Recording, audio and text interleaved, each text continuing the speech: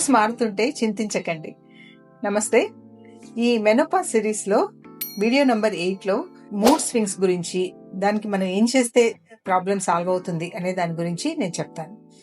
So ఈ mood swings అనేవి అంటే ఏంటి అసలు?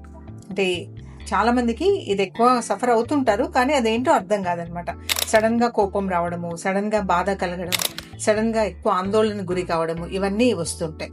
అలాగే సడన్ గా ఏడుపు కూడా వచ్చేస్తుంటుంది.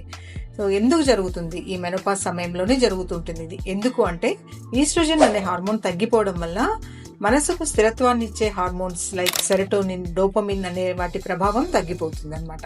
దీనివల్ల ఈ మూడ్ స్వింగ్స్, నిద్రలేమి, ఎక్కువ చిరాకు రావడం ఇవన్నీ జరుగుతుంటాయి. ఈ పరిస్థితి ఈ మెనోపాజ్ దశలో చాలా సహజం, కానీ దాన్ని కరెక్ట్గా అర్థం చేసుకుని కొన్ని రెమెడీస్ ఫాలో అవ్వడం ద్వారా దాన్ని మనం కంట్రోల్ చేయొచ్చు.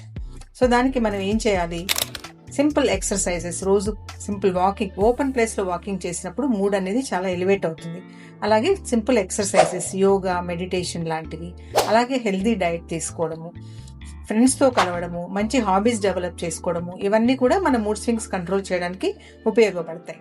చిన్న మార్పులు అనేవి పెద్ద ప్రయోజనాలు తీసుకొస్తాయి, కాబట్టి తప్పకుండా ప్రయత్నించండి.